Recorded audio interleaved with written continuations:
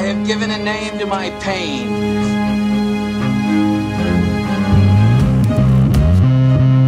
The Batman. Always waiting for some Batman to save you. It's simple. We kill the Bat of Gotham. You don't really think you'll win, do you? I'm Batman.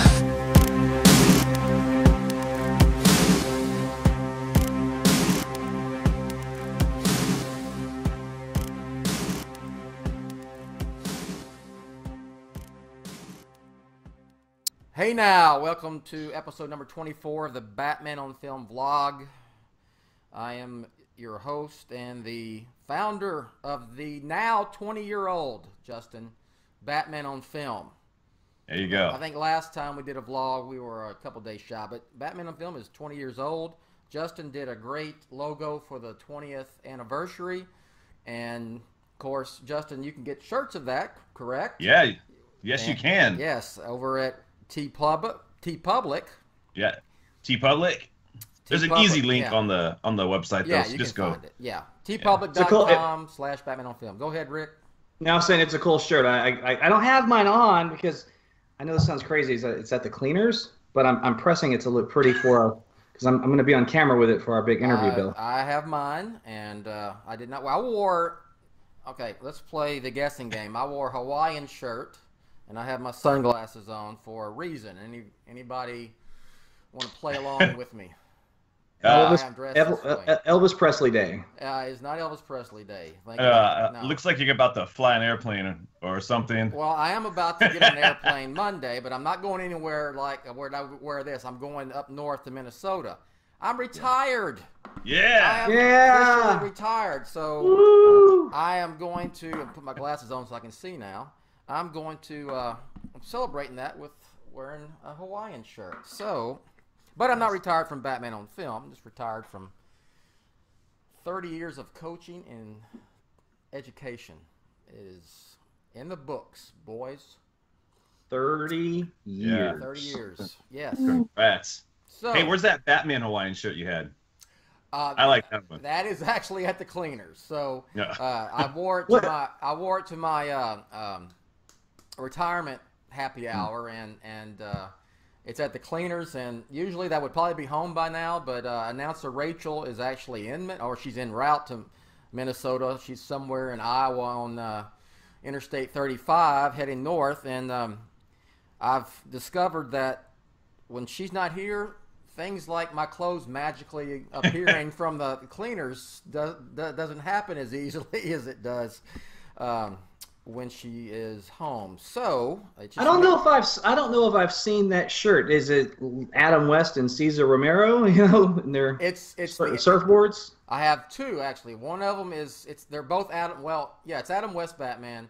One of them is him on a surfboard, actually, and the other is just like flowers and then Batman in some crazy pose mixed in without it. So yeah, it's cool. It's pretty cool. great. Yeah, it's cool. It's cool. Is Mustache Joker in any of them? He is not. I would like to have. I would love to have a Joker Hawaiian shirt.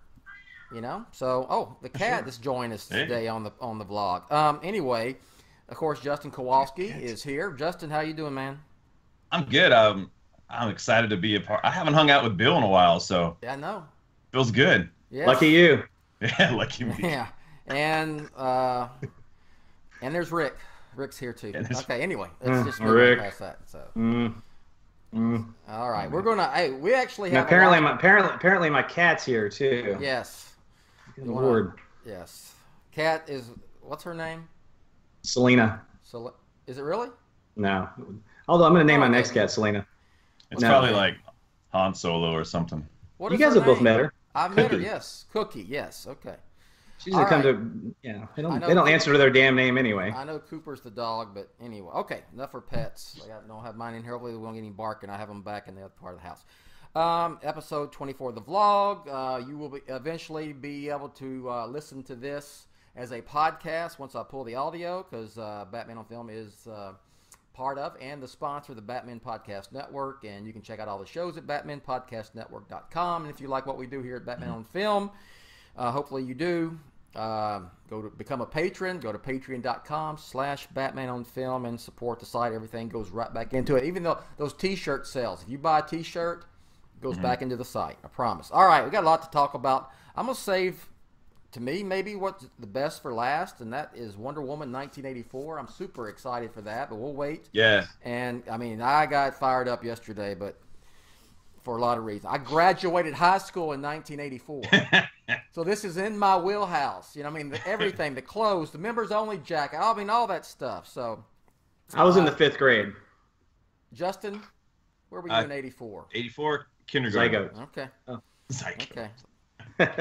Justin was a zygote. Well, Rick posted, you know, what was it? Me84 / or hashtag Me84 on Twitter, and some people had some really funny stuff, like pictures of people, you know, I mean, actually still in their mother's womb, feel like an ultrasound, and Ryan's was blank. Was not here. I mean, yeah. So, yep. It was fun. I was 17, 18 then. Okay.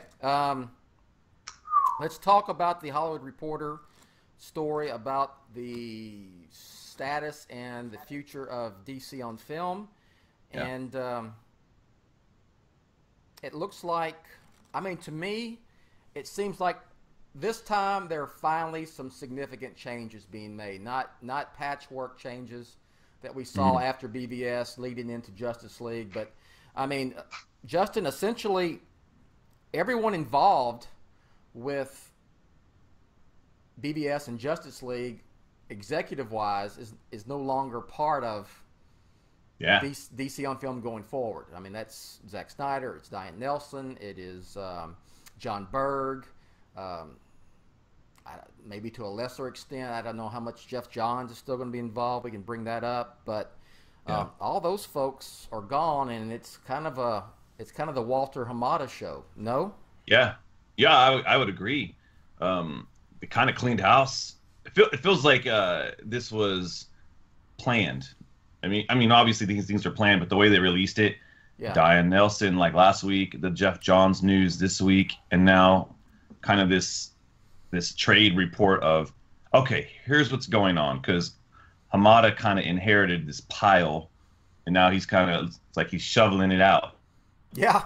And like he's like, okay, let's laser focus on what we need to be doing. So I'm excited for any news that starts getting officially released. And you speaking of news, people I hear on Twitter all the time, when are they going to say something?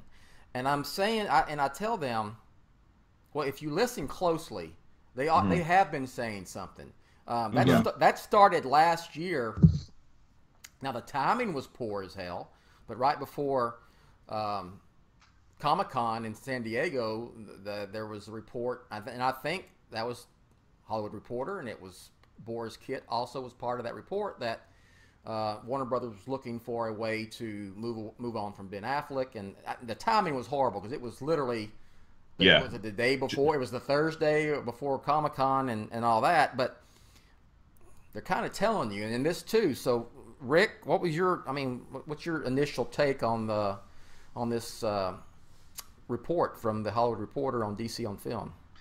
My initial take is it sounds like they're going to concentrate on just things that are actually tangible, things that are coming out, not all the speculation, and there's something in the works, there's this film in the works, and someone's writing a script maybe for this film, and one director is attached to this. Like Shazam, Aquaman, Wonder Woman 2, end of story.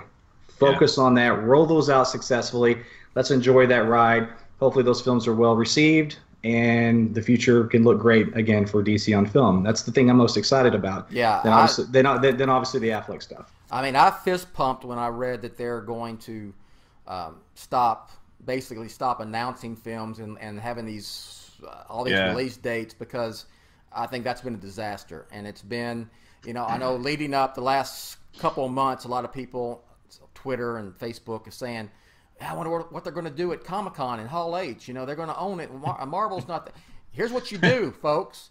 You talk about Aquaman, which comes out in December. You talk about Shazam that comes out next April. And maybe, maybe you do something for Wonder Woman 2 now that that's filming. Maybe. Yeah. I mean, that film is a year and a half away, essentially, you know? So you don't announce things. You don't trot out directors who are no longer part of even work in regards to a DC film for the studio anymore, so, you know, except for Patty Jenkins and James Wan. You don't put about a bunch of logos for movies on the, you know.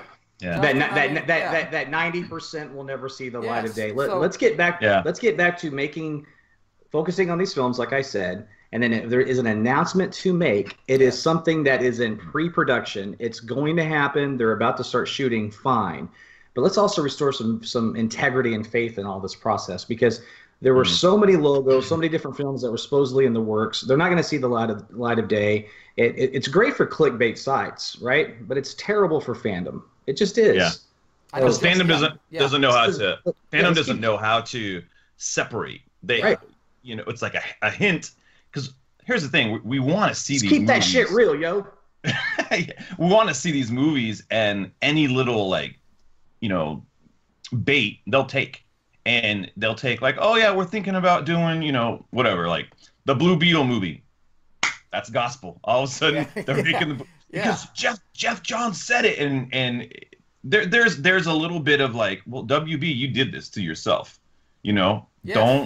Don't throw everything on the wall, because then they even say, well, we kind of like throwing things on the wall to see what sticks. That doesn't help. No, I've been. It creates like this kind of a storm of like information that's not even true. I hammered them on. I mean, I have. Yeah. I thought it's been ridiculous. Yeah. For the last few years they've done that, or as long as they've done it, and it looks like they're not going to do that anymore. And that's a step in the right direction. Just that right there. To me, I mean, it absolutely. I know it frustrated the hell out of Justin, and all of us here we've talked about it. So, I was gonna say one thing. Do you think that the Warner Brothers app, the DC Comics app, that wouldn't be a Hall H thing, because that's a separate like entity than the film, right? I was just trying to think if they had any announcements this summer. It's usually okay. That'll be like Warner Brothers will have. It's Warner Brothers Pictures, so it's not just. It's not just their DC stuff. Whatever they've got coming that would fit in the Comic-Con audience, they'll do that, and that's what they should do. It shouldn't, And the TV stuff and everything else is separate. It could be. It could be DC Comics Hall H or DC Television. Usually that's stuff, because they do. If you've been to Comic-Con, and I know Justin, was it last year you were there? Oh, you've been. You going this year? Yeah, I mean, I'm going. Okay. Because they have a huge Warner Brothers area on the floor, and then there's the huge DC Comics area, and there's some overlap in between, but because that's where they do their signings and bring out cast of TV shows and stuff like that. Because people are like, are they going to do Titans and what are these TV shows will be part of it will be not part of Warner Brothers Pictures presentation. Yeah, that's what I was thinking. I would.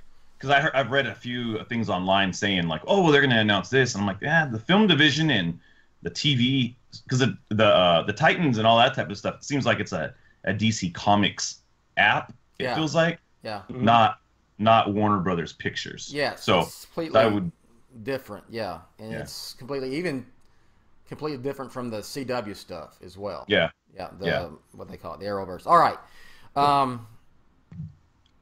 let's talk about the elephant in the room.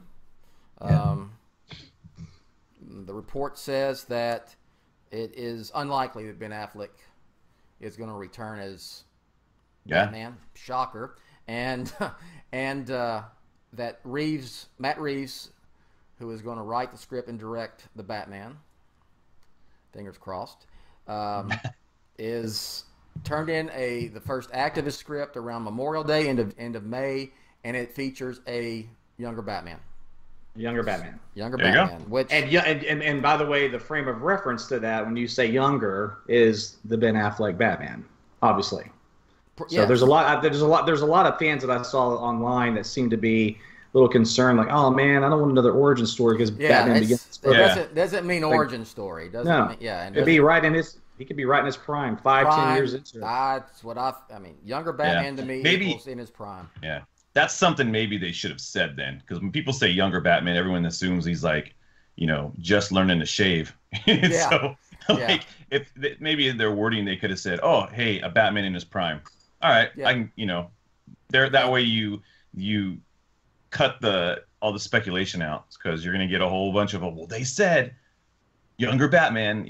Immediately I saw the same thing. Oh, well, we already got Batman Begins, and then Affleck just has to dye his hair, and it's just like, no, it's no. Well, I mean, the Batman that exists currently, the Justice League B versus S Batman, has been on the scene for 20 years. Yeah. 20 years. Not BBS, right? Not younger. 20 years, right? So just younger than that. Even half that is 10 years in the game, which is significant.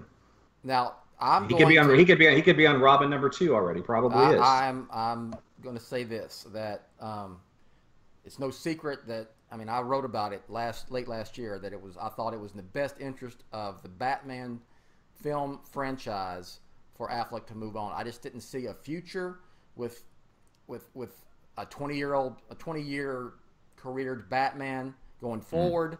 I didn't know how long Affleck, frankly, wants to play. That's one thing people haven't thought about. I don't think I have, but isn't it crossed any of these people's minds that said he deserves a chance for this? Maybe he doesn't want to do this anymore. Maybe he really doesn't want to do it anymore. But I think it's 46 years old, right? 47. He's getting there. 46. I think he's 45 46. Now. I'll be 46.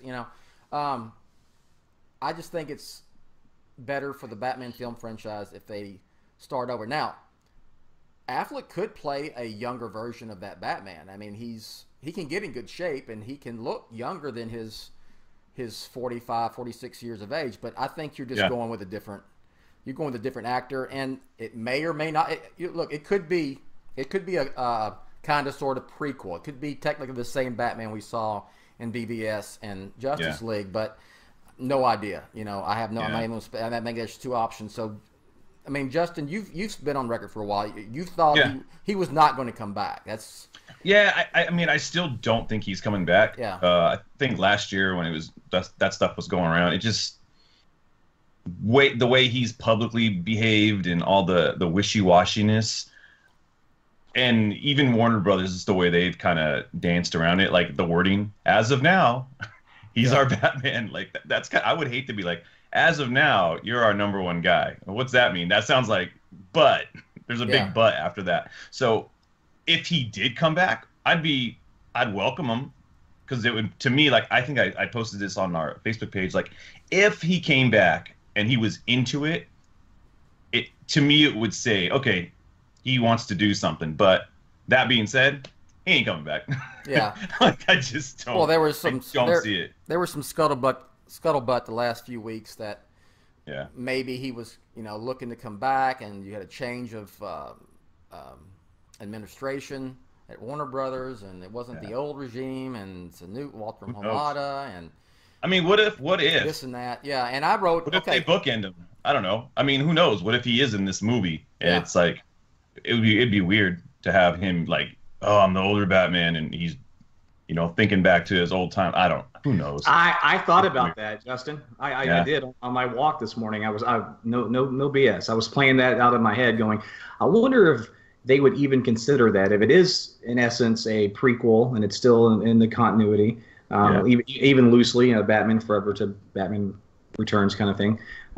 Would they do that? Would he start to think about his adventures or what have you? Would that be a graceful and cool way to segue out of the role, as he said? It could be. I seriously. I think if you're moving on from Affleck, you move on. You move on from Affleck. Yeah. You don't do that. Yeah. It's just my personal belief, and it's just, I know there's a lot of fans out there. I think it's hyperbolic to say he's the best Batman ever. And I'll get a lot of pushback on this. It has a lot to do with this. He's the greatest Batman ever, and it's the fact that he looked the most like the comic book Batman that we've ever had in a film. And I will say, I admit that, yes, he was most physically suited actor to play the role, but it's not like he he's set the world on fire with his performance. I mean, he was really, really, really good in BVS performance-wise. He melded in on Justice League. That was just it was terrible. He needed one movie to himself to kind of jump into that list. Yeah. I like him. I'll say I think he's a great Batman. I enjoyed it, but when how we always joke, we rib each other when we do like the greater than, like that's just ribbing. Affleck greater than Bale, whatever, and again, all that stuff is preference, but he really can't hold on to that title unless he had his own vehicle, and unfortunately he hasn't got the chance, and who knows. That's just the way it turned out. There's some people that just genuinely love his performance in B versus S, and that's their favorite Batman. There's nothing wrong with that. Yeah, and that's true, because there's people that may have been, like, if you think about where we're at, we grew up on, like myself, I grew up on Keaton, and then, into my mid-20s, I got Bale, and then at the end of that, it was Affleck. So I have this whole gamut of all the cinematic Batmans. I've had them throughout my life. There's some people, Affleck may have saw BVS when they hit 12. Right. To them, that's like, oh, he's Batman, They only got maybe 2.5 like spots of them, so you have to take that into consideration. It's kind of like those prequels. Some kids, the prequels are Star Wars to them, and that sucks. But that's just life. Yeah, I prequel bashing. It's like this too. Michael Keaton is my second favorite Batman behind Bale. He's awesome. Love Keaton in the role. But he's in 2 movies, and one of them I have disdain for. I don't just dislike. I like have visceral hatred towards Batman Returns. I like Batman '89 quite a bit.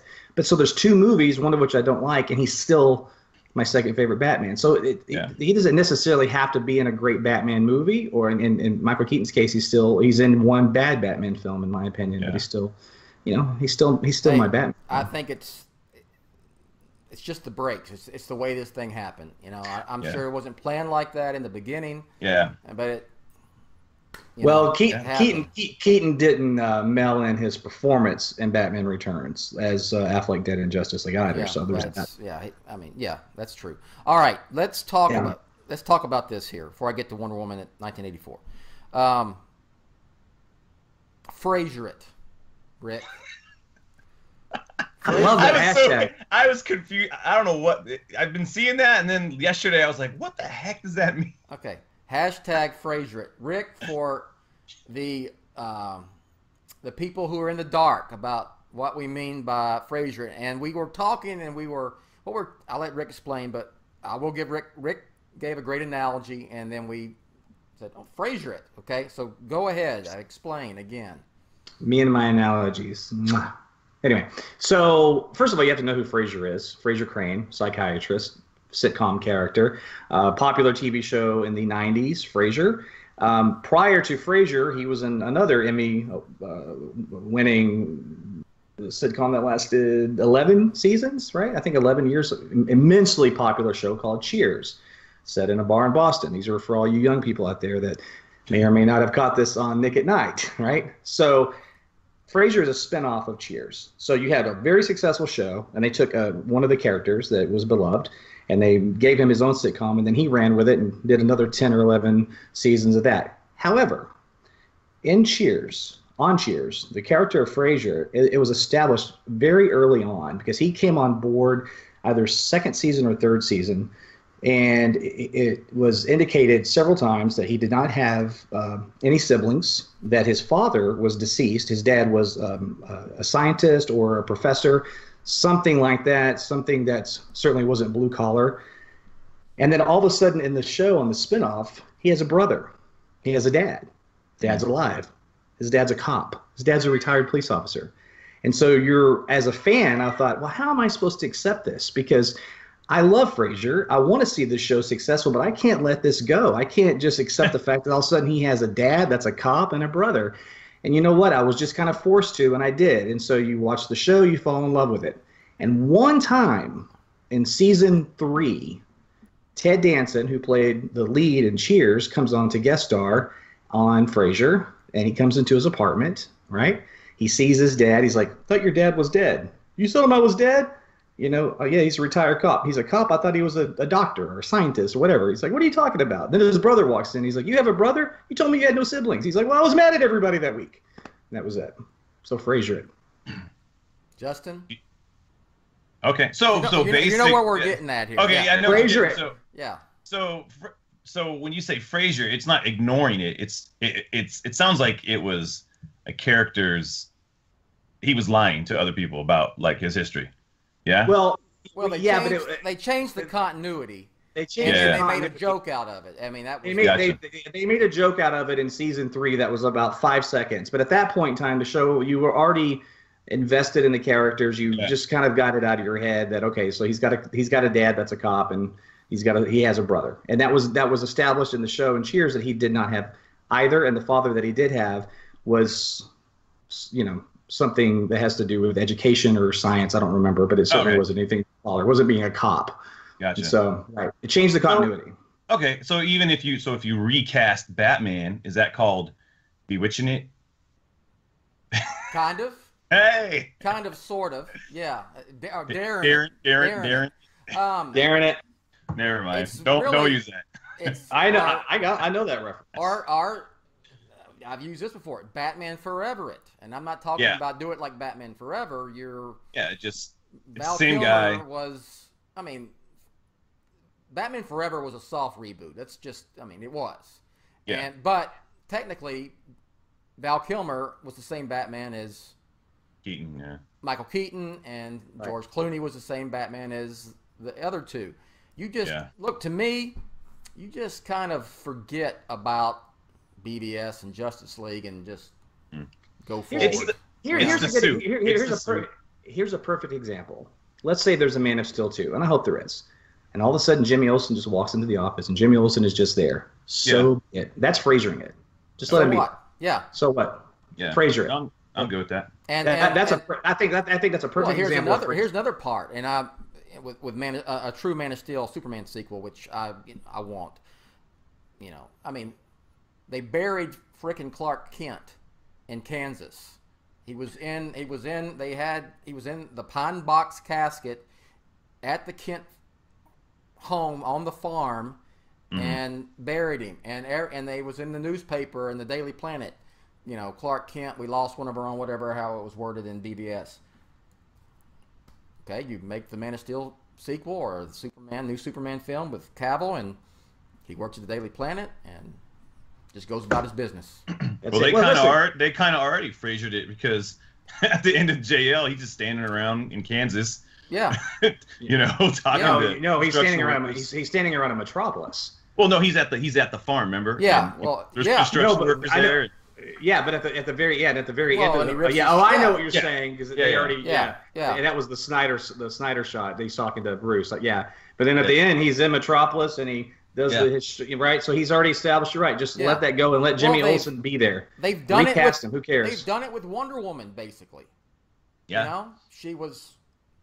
You know, in BVS, she hadn't been around for 100 years since World War I, because mankind was so evil and destructive, and all of a sudden now she walked away from mankind. Yes. And by the way, the 80s brought her back. And Gal Gadot has said that they're changing that aspect. She said that a year ago. She said Wonder Woman sort of rectified that whole thing in a sense. Yeah. Frasier it.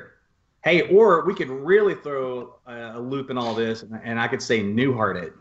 Even know that reference? Yes. Yeah. When he woke up at the end of that series, and Newhart, there was the Bob Newhart show. So for all you young people out there, there's a comedian named Bob Newhart. Google him. He had a sitcom in the 1970s where he had a family. The Bob Newhart Show. Yeah. It was called the Bob Newhart Show. And then the 80s, he had another sitcom. He was a psychiatrist, and originally he was a psychiatrist in Chicago. Right. Okay. Right. And then he was a landlord in the 80s. And that show was. He owned the Inn. And what's that? He owned an inn in Vermont, like a bed and breakfast. That's what it was, right? Yeah. So he wakes up in bed. The last episode of Newhart, which was the most recent one, and he goes to bed, and you're going, how's this thing tying up? This show goes off the air. It's the last episode. There's like 3 minutes left. What is happening with all these characters? All of a sudden, he wakes up in bed, and who's lying next to him? His wife. I can't remember her name, the actress. Suzanne Plachette, his wife from the first Bob Newhart show in the 70s, which are not connected in any continuity at all. And the whole show was a dream. I had this dream. I was married to another woman. And I was an innkeeper and had a bed in Vermont. Yeah. This crazy guy. And his brother did. How about we could Bobby you in it and then just wake up in the shower and go, good morning. And yeah, the whole last season was a dream. Anyway, whatever. Let's move on. Frasier it. Forever it. What else was the Daring it, Bewitch it, whatever. I mean, I'm okay. Look, I'm okay with a soft reboot. New Batman, young Batman, technically still the BVS Batman, but you just say, let's just kind of forget about all that and move forward. Not only with Batman, but all of them: Superman, Wonder Woman, everyone. All right. What are the odds? What are the odds that they do that versus just completely rebooting and recasting everybody? What do you think? I would frankly prefer that, to be honest, because you can ignore BVS and Justice League. It doesn't have to be the foundation of everything that goes forward. It just doesn't. It doesn't. No one's gonna ultimately care. Just what are the odds? What are the odds, though? What do you think they'll do? I could see. I could say goodbye to Ezra Miller. I don't care for his Flash. Yeah. Hit the road, Ezra Miller. Yeah, it looks like that's yeah. But Justin, what do you think is more likely? Are they going to? And this is predicated on that Affleck is gone, okay? Which he probably is. But is this going to be a soft reboot, a Batman Forever thing, or is Matt Reeves going to just recast this whole thing? What do you think? I don't know. I don't know. Well, I have different. I feel like I've talked about this. I have two different thoughts on it. Like, what do you think would be the best thing to do, Justin? That's put you on the just spot make movies. Really, make movies. Let Matt Reeves make a Batman movie and tell the story he wants to tell, and not worry. Kind of, Frasier it. Don't worry about all the other stuff. Because what I don't want is recast Gal Gadot. Like that's a perfect. Yeah, that's a perfect, and that would be stupid. And then Henry Cavill, I don't want him to go away as Superman. I don't either. I don't think. No, I don't either. I don't think he is toxic enough. I think it was what he was a part of, and it would be really great to see him, move forward and get something. I think you asked me, Justin, maybe playing devil's advocate, or it was someone else on Facebook. I don't remember. It was like, well, if Affleck is toxic, why isn't Cavill? I'll say here's the difference. Affleck is way more high profile than Cavill. I mean, there was a lot of drama with him. Over the Batman role. The directing and all of that, and the last year of is he going to be back or not? And because he's so high profile, some of that probably did seep into the mainstream. There's no drama or anything with Henry Cavill, Well, and Cavill has had a good standalone film as well. I love Superman or Man of Steel. Man of Steel, so do I. Yeah. And I think he's going to kick ass and take names in Mission Impossible too. Yeah, I was just going to say, I think with Mission Impossible coming out, I think he's going to get more heat on him. And then it sounds like the director of that movie and him have talked about Superman. I wouldn't be surprised if they announced some type of Superman thing, not at like Comic-Con or anything, but like in the near future. Like that's a waste of talent right there. Like they could probably do something really good. Like just do a fun Superman movie. But going back to Reeves, I think Reeves is going to do his thing. And then somewhere down the line they'll do Superman, and somewhere down the line they'll figure out Flash and all that other stuff. I really sit on the bench of just make good movies. But I will say I would love for them to, meet up sometime in the future. But let's give it like 5 years, man. Let's give it 6 years. That's got to be a very, not because it's not my thing, but that's got to be their last priority, because it was doing that as quick as they possibly could. They got them into this mess. In the first place. They went too fast. They were running in front of themselves, and look what happened. So, one of the things they talked about on that report, they were talking about. It sounded like this was the most official news I've heard about Flash. Was like they're trying to take a Back to the Future approach. I just don't think that's gonna happen, man. I just don't. Like, there's nothing about Flash that has made me feel like there's actual, no pun, legs to it, you know? Yeah. Like, it sounds like it. The directors keep talking about, like, oh yeah, we're in this, we're doing this, and then I don't know. What's your thoughts on that part of the news? I can say that the Flashpoint, whatever, is not. It's not a sure thing, and it's not. Yeah. It hasn't been greenlit or greenlighted. Yeah. I don't know whatever the proper Yeah. term for that is. It just seemed like a random tidbit to that whole report. I know Ezra Miller has met with the directors, and he kind of digs their approach. Yeah. If it pans out, I don't know. We'll see. You know. Yeah. We'll see. Yeah. So let's talk about something we can all get fired up for, and that would be Wonder Woman 1984. Rick, we talked earlier. You were like, this is what we need for a Batman film.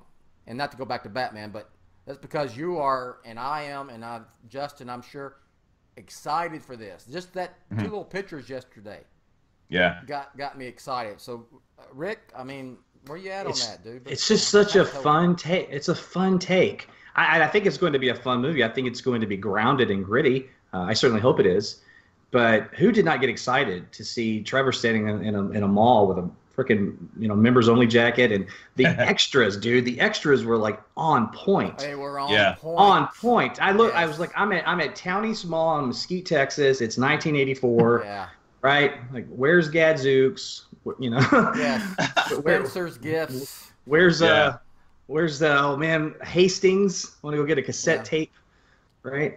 It looks so great, and I like how versatile that these filmmakers can approach Wonder Woman, because they can put her in different period pieces, and quite frankly, it helps them escape the continuity aspect of everything that we've been discussing. But it's just also fun, and it's exciting. Like, where are they going to take her in the 80s? And you think about things that are going on in 1984. Iran is going through some drastic changes, and things going on in the Soviet Union, things that were happening in our country. Excess was everywhere. It was Reagan's first term, and we had a bloated economy, but everything was bombastic. MTV had just come out. That was really taken off over the last couple of years, and music videos and pop culture was radically changing, and clothes were wild. And I love the fact that speaking of pop culture and you look at the Diana Gal Gadot in front of the TV monitors, and you see things from the 80s that I knew what they were, and you had J.R. Ewing. Dallas was the biggest TV show. We're going to talk about Dallas now, Rick. We talked about Frasier. We talked about Bewitched. We talked about the Bob Newhart show. We've talked about anyway. One of them looked like a Star Warsian screen on one side. On the far right, it looked like lightsabers. It looked like a lightsaber. That's Christy Brinkley in the car, isn't it? That was from. Was that? Yeah, that's from Vacation, the original Vacation. Chevy Chase. That is from that. Christy Brinkley from National Lampoon and the red convertible. Yes, absolutely. So what I was saying this morning, Justin, Bill's referencing a conversation we had on the phone. I'm not suggesting that Matt Reeves should put Batman in 1984. What I was saying is that, and I've been an advocate for John Reagan, our friend, the artist who's done all these mock-ups of Jake Gyllenhaal as Batman and set in the late 30s. I've been excited for that. I'm not saying that that's something they had considered or were considering. It was just a fantasy, but I wanted it to be set in the late 30s just because it would be something unique. Yeah. And I think the franchise needs that. And I look at Wonder Woman set in 84. I'm like, that's what I'm talking about. Like, it's so interesting and exciting, and what are they going to do with it? And it's fun. And I tell you what, I am super excited for Wonder Woman 2. I mean, this thing I think is going to be fantastic. Yeah, I am too. I am too. And the fact, I mean, I know it dates me, whatever. I'm 52. I mean, graduating, being I was an adult, but really not. I mean, 17, 18 years old, 83, 84, that year, my senior year of high school. And like Rick pointed out, the clothes are spot on. I'm like, I actually wore stuff like that. These shorts that went up. I mean, they didn't. OP shorts. Do y'all remember these corduroy? Yeah, I remember OP shorts that were like shorts. Yeah. And Thought that was I mean, it was. I mean, all that, the hair, and I'm like, okay, is she gonna have a big '80s hair too? I mean, I was being outrageous with the pictures I posted on Twitter. I want to see an Olin Mills pic. Okay. Yeah. Olin yeah, Mills, you know what? What's the me and Rick were talking yesterday about it's kind of a fun opportunity to maybe do a throwback to the old outfit, from the 70s, 80s. Yeah. They can do that. Yeah, I had a couple of predictions I put on Twitter, and one of them is first of all, obviously, this is her 4th film. We have to eventually call her Wonder Woman at some point, so I'm assuming that's going to be in this movie, and we'll see how Patty Jenkins handles that. That should be fun, but I can almost guarantee you she'll be called Wonder Woman.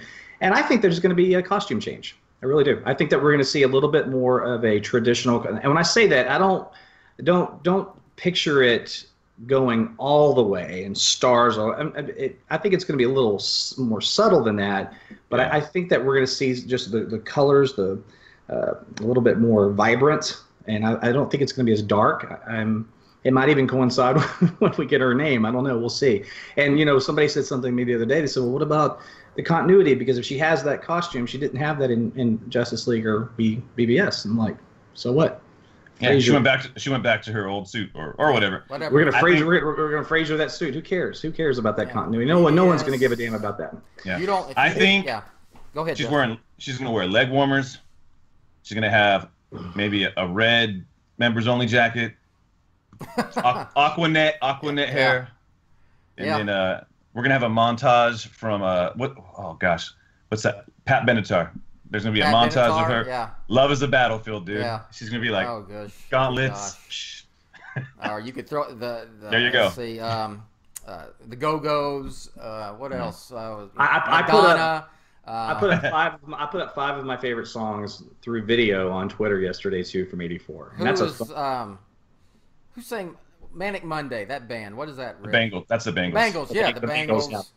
Yeah. All that. Yeah. Hey, When Doves Cry, Prince released that year. Yes. And '84. Yeah. 84. That's right. Lucky Star. Purple Van Halen's '84 album, even though it technically came out in '83, singles were still being released. Well, that was the album, 1984 of my senior year. That and Journey's Frontier album. I mean, it was '83, '84. I'm just look at me, man. Interesting thing about that Van Halen record too. That was the first Van Halen album where Eddie actually played keyboards, and then incidentally, it was also his last record with David Lee Roth for 25 years. So I think those things were mutually inclusive. I might say too. So, I guess it's. Was he busy bop? Did he bop? It's safe to say we're all three, and I would say Batman on Film, the website, is very excited for. Yeah. Wonder Woman 1984. So. Yeah. One of the things I wanted to say that people getting we didn't touch on it, getting worked up about Steve Trevor. Oh yeah, photos. that's what. Yeah. That was. Yeah. And what I think what they did was smart, because you don't want that picture leaking. And we always kind of talk about get a good studio released photo before you get a leaked photo and everyone loses their mind. Because I saw some leaked photos on Twitter yesterday. Yeah. People were leaking them out. So. Really? Okay, good. Yeah, there's video footage going around too of the ones. Oh, I haven't seen that. So where are they filming this at? I don't know. I don't even know. I don't know if they're in New York or wherever. In a mall somewhere. So someone's leaking. Those exterior shots that I saw. Yeah. So one of the things that's great is hey, put it out. But the other side of it is, there's always going to be speculation oh, how is he back and whatever. But people you see it and they're just already filled with venom of this is Marvel. No one dies. And you're just wait, let the movie come out. We don't know. We have no idea. I will say we have no idea. Trust the filmmaker with it. Trust Patty Jenkins. It's not John Jones. It's not the Martian Manhunter. Oh gosh, that's the worst. That's the worst. If you know the '70s TV show Wonder Woman, Linda Carter, there were 2 versions. It started on ABC, and it was set during World War II. Okay. Yeah. Lyle Waggoner was Steve Trevor. Yeah. In that incarnation of the show. The show moved from ABC to CBS, and it was then set in the modern time. So it was set in 77, 78, or whatever year that was. Steve Trevor was in it. Lyle Waggoner played Steve Trevor. He was Steve Trevor's grandson or great uncle. That was it. So yeah. I had a conversation with Chris Clow about this yesterday. He was kind of filling me in on some of this stuff because I remember watching the show, but it wasn't like George Reeves' Superman or the Batman Adam West stuff. But I watched it, but I wasn't aware of that transition. I guess for me, at the end of the day, people are getting so worked up about something, and I'm going, where's the goodwill that you have to have? Like, Patty Jenkins knocked it out of the park. These stills are great. This concept is wonderful. This overall aesthetic is perfect. Just relax. If it doesn't work and it sucks, then we'll call it out for what it is when we see it. But just have some faith, man. This looks fantastic. There's no goodwill on Twitter. No. You can't. Look, they knew. They knew. I don't know if they knew what they were going to do with Wonder Woman 2. They may have had some ideas, but they knew that Steve Trevor died. Oh, spoiler alert! Steve Trevor dies. He makes a sacrifice in Wonder Woman, and they knew that he was going to, or the actor would come back because Chris Pine signed a 3-picture deal when he signed on for the first one. So it's not like. And people like Chris Pine. People were really like he was great. Yeah, and like I said, I mean, it'll be a nod to the '70s Wonder Woman show if they just. I think he faked his own death. He island hopped with a jewel thief, and then he shows up in the '80s. How's that? I mean, here I don't know what's more outrageous. A little Dark Knight Rises in there. Yeah, I don't know if there's much if it's more crazy or out there. Hypothesis is like is whether he's the Martian Manhunter or he since he had relations with a goddess, he became immortal. You know what my buddy said? He said, remember in Wonder Woman, he took that bath in the Amazonian bath? I go, I don't know if that saves him from explosions, but I don't know. Look, I don't want him to be immortal. The great thing about him is he's a man. He's a man, you know? Yeah. And that's the cool aspect of the character. Frank Lawson, our buddy on BOF. Hey, Frank, what's up, dude? He actually texted me a really cool theory, and I was going to read it, but every time I turn my phone on over here, something happens on my computer, so I can't look at it. But his theory was cool. I'll tweet it out. But there's a lot of fun theories out there. There's always some kind of technical deal. It was weird. I pulled my phone over. I was going to read it, and all of a sudden things went apeshit. I'm like, putting it back. Relax. Are you pedaling to keep the power on your computer right now? Like, are you pumping in? Is that how you do it? It's that hamster. It's that hamster onto the wheel. All right. I do have a bad router. And we still haven't got official photos of Shazam. That's all. Well, and listen, and that's why I put up my Wonder Woman prediction on Twitter yesterday as far as the costume, because I thought I'm going to get that shit out there quick because I have a feeling that I think I'm going to be right about that, and I know Justin, you agree with me on this one, and I wouldn't be surprised if we get a photo here soon. Because Yeah, for sure. All right, let's wind this up and plug some stuff. I'm gonna let Justin go last. So, Rick, what you got to plug? Anything? Just follow me on Twitter at ShewRick, ShewRick. Batman on Film stuff. We got a lot of things on the horizon for the 20th. I'm going to be driving down to Houston here in a couple of weeks to interview the man himself, Jett Ramey, and Justin is producing and editing a video for that, and so that's going to be very exciting. There's a lot of cool surprises for you. Don't mess it up. Not going to mess it up. It's going to be a good interview too. So it'll be fun. And then Justin, I get to see you in a couple of weeks in LA. That's so I get to see both you guys in person here. That's awesome. Just in the next... awesome. I'm excited for that. All right, Justin, what kind of stuff you got going on? Oh man, lots. We actually have a new episode of Batman on Film podcast coming out soon. I'm just trying to edit it. It's with Brian Edward Hill, who is taking on Detective, but he's also worked on the Titans show. That's going to be on the DC app, and it was fun. Me and Pete did that. And he was a really fun guy to just chat with, and he hung out with us for a good while. So I have to cut it down a little bit. And so there's that. And then, every week I'm putting out Let's Go Comic Show. But just excited to do some more Batman on Film podcasts and some more Batman on Film 20 stuff. So there's good stuff coming. Really good stuff coming out. I'm excited for Teen Titans Go to the Movies. Yeah. Totally. And Justin, stay tuned on that, Justin. I may have some stuff for you. So. Okay. Coming out, Batman on Film wise coverage type thing. So yeah. And we should probably also plug. We have a current podcast up. It's me and Justin and Ryan and Chris Cloud talk. So check that out. All right. So for Justin and Rick, I am Bill.